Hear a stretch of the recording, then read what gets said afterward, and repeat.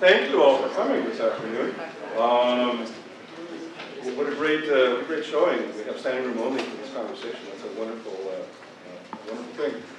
Please have some food. If there's any left.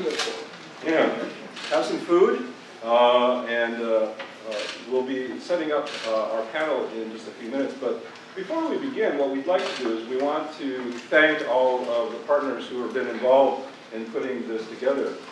My name is Joseph Orosco, and I am a professor of philosophy in the School of History, Philosophy, and Religion.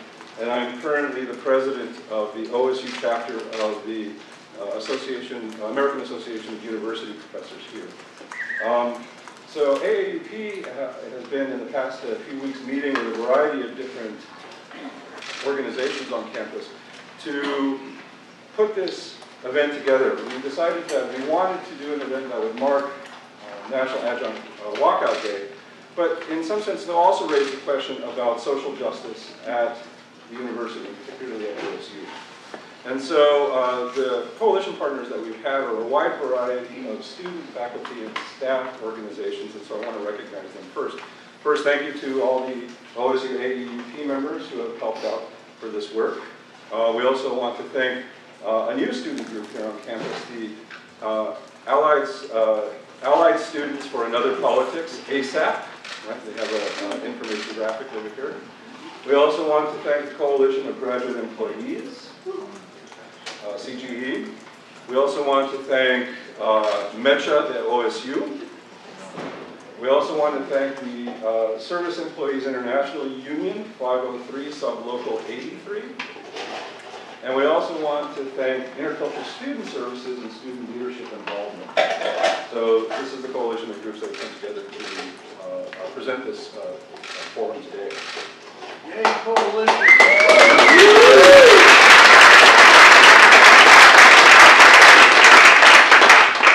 So what we're here to do is to talk about what does a socially just university look like.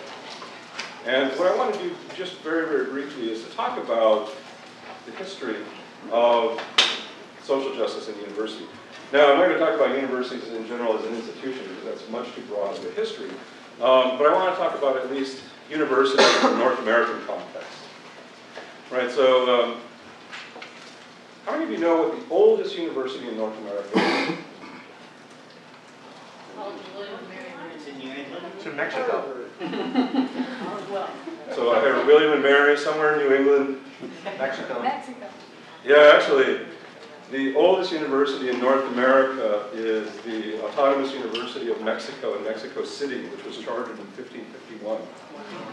The oldest university or college in what is now the United States is Harvard, which was chartered in 1636. Now, Harvard was originally established to be a training ground for pastors in Congregational Unitarian churches. And so its mission was theological. And for many, many decades, its job was to train men to go into pastoral work. It wasn't until actually quite into the 19th century that the idea of the university in the United States as a place of broader learning took place. Right? So we have, starting in the early 1800s, folks like Emerson talking about the need to educate broadly in a secular way leaders who would go out and work for the benefit of society. As a result of various kinds of social movements, particularly of farmers and other agricultural workers in the middle of the 18th century, or the 19th century, right, what we start to see is an idea that the university needs to expand beyond simply educating elite leaders, but to try to become relevant to society at large. And so what you start to have in the middle of the 1800s is the movement towards what are now known as the land-grant colleges. And the idea behind this was to make the university as an institution relevant to the needs of ordinary citizens. This did not mean, however, that the university was to be a place that invited or included in ordinary people. Right? The idea was still that researchers and teachers should take their knowledge and use it to help and to be of service to ordinary Americans. The idea of the university as a place that welcomes and invites ordinary people into the institution is actually a 20th century ideal. And you really don't see that kind of emphasis in American universities until after World War II. So after World War II, we have the GI Bill, and the government decides that it's important to be able to provide educational opportunities for returning veterans and other ordinary American citizens. But we have to understand that part of the reason that the government did this was, there were two reasons. One is because of social movement pressures in the 1920s and 30s, labor movements and so forth, raising the issue about social equality and making institutions in the United States open to the concerns of ordinary working class people. At the same time, after World War II, we have the pressures of the Cold War, right? And the government deciding that it needs many more people involved in what we now call STEM majors to be able to provide up-to-date workers and researchers in the fields necessary to compete with the Soviet Union technologically and scientifically. And what you start to see in the 20th century is this kind of tension. A tension of trying to provide education and opportunity for ordinary American citizens, while at the same time a kind of government or elite emphasis on the need for training workers and researchers for the economy and for other political gain in the country. And these two tensions have not, this has been a tension, these two interests have not always worked in hand together. The idea of opportunity as well as training for jobs and vocations. The idea of social justice as part of the university is even more recent. Right? And so part of what we need to understand is that the idea of the university as a place dedicated to social justice is a very, very recent development in the history of the university. Universities have not always been devoted to social justice. And in fact, the idea of social justice, one way of understanding this idea of social justice, is that the university should be diverse and inclusive of as many different populations as possible to reflect, in some sense, the diversity of American society. This ideal of social justice for the American university really comes out of the popular social movements of the 1960s and 70s, who were fighting for racial, gender, and other forms of equality. Right? So what we see is a dedication of trying to broaden the mission of the university to recognize diverse cultural and personal identities.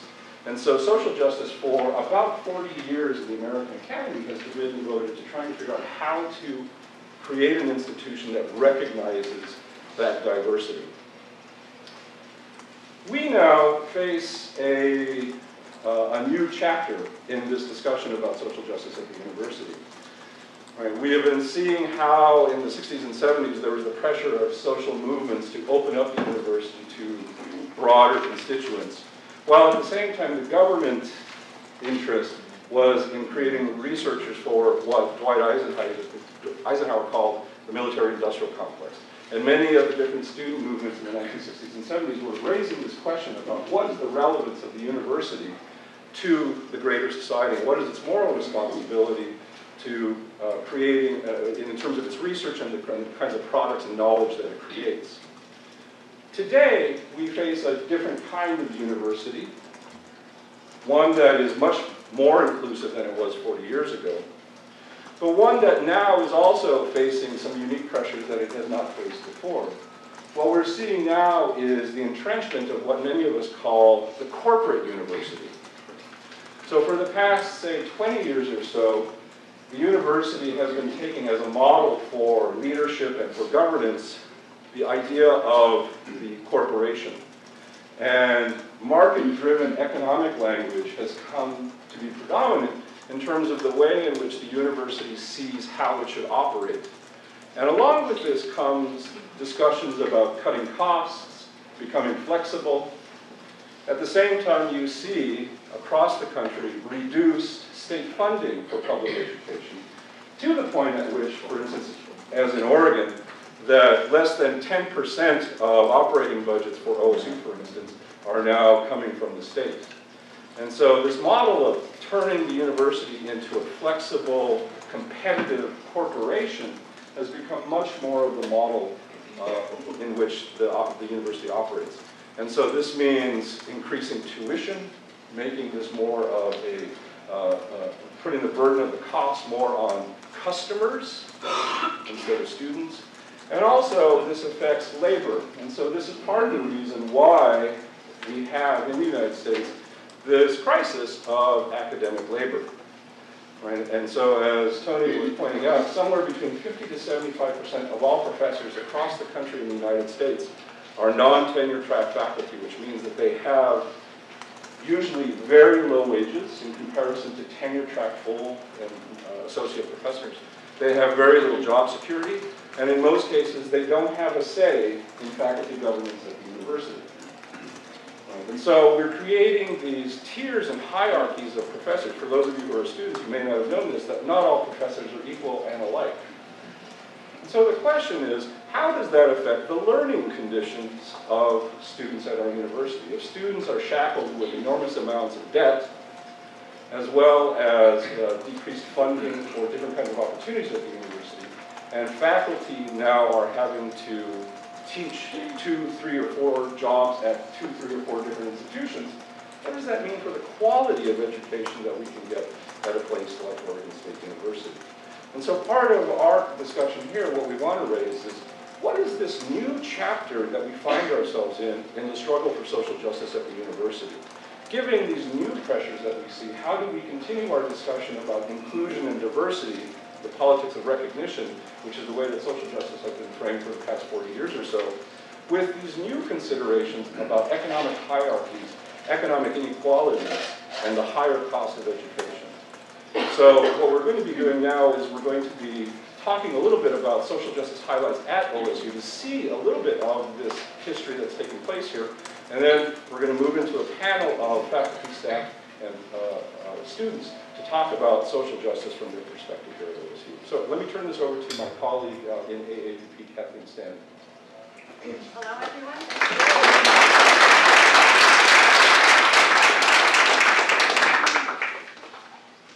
Okay, my partner in crime here, Emily, has a handout for everyone. I don't think we've made quite enough copies. We weren't expecting such a great turnout, but thank you all very much for being here. One of the things that we would invite people to do is to spend a few minutes reflecting on what is OSU, what is this university. Universities are always collections of very diverse individuals and social groups. We're organized into colleges and programs. We play a wide variety of roles here on campus. Joseph mentioned some of those. So we have faculty members, both tenure-related and non-tenure track. We have students, graduate students and undergraduates. We have staff who play a very wide variety of roles here on campus. We have administrators. Our perspectives on what the university is kind of depends on how we fit into this overall social structure. So it determines both, I think, how we see the university as well as what our concerns and issues might be. The groups on this campus are defined not just in terms of the roles they play within the institution, but also by diverse identities. So gender and ethnicity and sexual orientation. And as you'll see as you look at the timeline of events, there have been times in the university's history when there's been an attempt to be more inclusive, to bring underrepresented groups more strongly into the core mission of the university. Now, while the university is made up of individuals and social groups, as an institution, it also has its own identity and history that transcends the particular individuals who make it up. Oregon State University existed long before any of us arrived here, and it will presumably be here long after we have departed. So it has its own institutional history as well.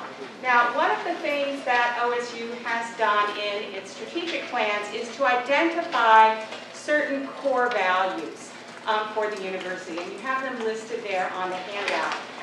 So the core values of Oregon State are accountability, diversity, integrity, respect, and social responsibility. So as we think about these expressed core values, we also need to consider then what does a socially just university look like, which is the question that we are here today to talk about. Do we live up to the values that we espouse as an institution? And I would suggest that a socially just university is not defined by its failures, thank goodness, or even by its successes, because whatever successes that we have are by their very nature partial. Rather, I think a socially just university is defined by its struggle to live up to its highest ideals. And so one of the things that we have provided on the handout is a timeline of events and episodes in Oregon State history that are part of this struggle for social justice. Now, we do not presume that this is inclusive, and we would certainly invite people to send us things that we have left off, because I'm sure there are many things. As I said, people's perspective on the university kind of depends on where they sit in the university and what their experiences have been. So I'd like to think of this as a kind of living document that we can add to as we go along. So if there are things that we've left out, please do send those to us. Okay, so some of the key moments in Oregon State history. As Joseph was talking about, from its very inception as a land-grant university, OSU was about making education relevant outside of the confines of just the university.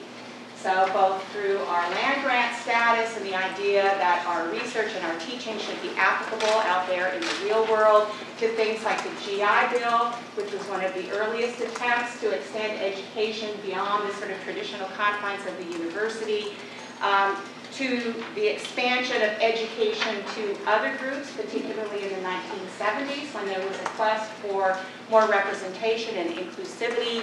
So there was the creation of programs in women's studies and ethnic studies, the creation of the cultural centers here on campus. And I must say, all of the new buildings are quite spectacular for all of you. That's my one little plug for all of that. As well as our efforts to right historical wrongs.